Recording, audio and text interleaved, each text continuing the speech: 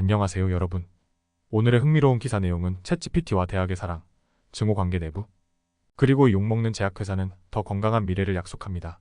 에 관한 것입니다. 우선 좋아요 버튼을 누르고 채널 구독 및 알림 설정도 잊지 마세요. 여러분의 관심과 지지가 저희에게 큰 힘이 됩니다. 첫 소식은 대학과 인공지능의 만남, 특히 오픈AI의 챗GPT가 대학 교육에 미치는 영향에 대해 이야기해보려고 합니다. 인공지능이 과제를 대신 써주는 시대, 대학들은 어떤 선택을 해야 할까요? 지금부터 그 복잡한 사랑, 증오 관계를 파헤쳐 보겠습니다. 챗GPT가 등장한 이후로 대학들은 큰 혼란에 빠졌습니다. 인공지능이 학생들의 과제를 대신 써주는 상황에서 교수와 학교들은 어떻게 대응해야 할지 고민에 빠졌죠. 몇몇 대학, 특히 코넬 대학과 컬럼비아 대학 같은 곳에서는 교수들에게 챗GPT와 같은 도구를 수업에서 어느 정도 허용할지 아니면 완전히 금지할지 선택하도록 맡겼습니다. 처음에는 챗GPT로 작성된 과제가 정확하지 않다는 점에서 큰 문제가 없을 것이라고 생각했지만 시간이 지나면서 교수와 대학들이 인공지능의 잠재적인 문제와 가능성을 다시 검토하게 되었습니다. 대학들은 이제 챗GPT를 어떻게 활용할지 또는 규제할지에 대해 더 구체적인 방안을 모색하고 있습니다. 예를 들어 콜로라도 주립대 역사학 교수 조나단 리스는 자신의 수업에서 AI 도구 사용을 금지했습니다. 그는 AI가 작성한 에세이가 품질이 떨어지기 때문에 학생들이 이를 사용하면 낮은 점수를 받을 것이라고 경고했습니다. 반면 애리조나 주립대학은 챗GPT를 교육 도구로 적극 활용하고 있습니다. 이 대학은 챗GPT 에듀라는 버전을 도입해 학생들에게 개인화된 튜터링을 제공하고 교수진이 행정 업무를 효율적으로 처리할 수 있도록 돕고 있습니다. 이처럼 대학마다 AI를 수용하는 방법이 다르다는 점이 흥미롭습니다. 하지만 여기서 문제가 있습니다. 바로 AI가 생성한 콘텐츠를 어떻게 감지할 수 있을까 하는 문제입니다. 오픈AI는 AI 감지 도구를 개발 중이지만 아직 안정적으로 작동하지는 않습니다. 이 때문에 교수들은 학생들이 AI를 사용했는지 여부를 확실히 알기 어렵습니다.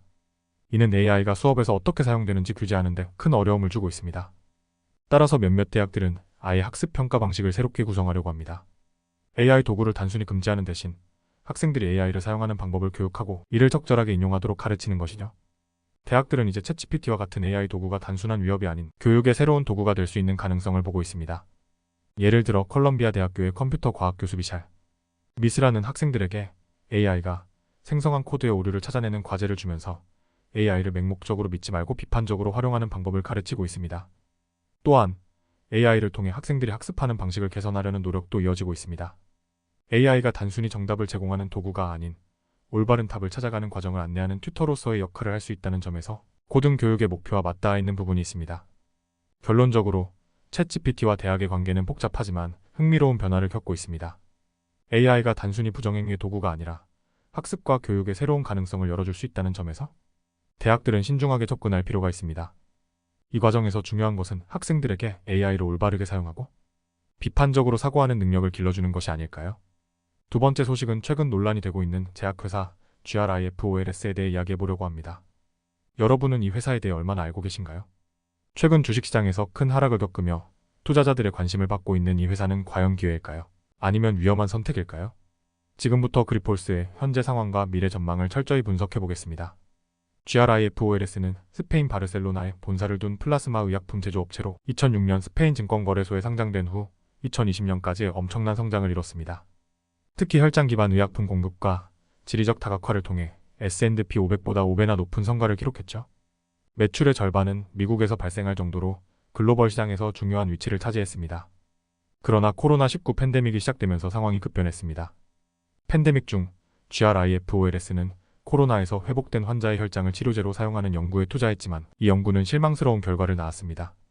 더 큰 문제는 봉쇄로 인해 혈액 채취센터가 문을 닫아 혈장 공급에 차질이 생겼고 이는 2021년 순이익이 69%나 감소하는 결과를 초래했습니다. 2024년 초 GRIFOLS는 또 다른 타격을 받습니다. 바로 고담 시티리서치라는 공매도 펀드가 GRIFOLS의 재무 상태에 대해 비판적인 보고서를 발표한 것이죠. 이 펀드는 과거 GOWX라는 회사를 침몰시킨 전력이 있어 투자자들 사이에 큰 충격을 안겼습니다. 보고서에 따르면 GRIFOLS는 지난 10년간 무리하게 인수합병을 진행하면서 부채가 급증했고 이로 인해 재무 건전성이 악화되었습니다.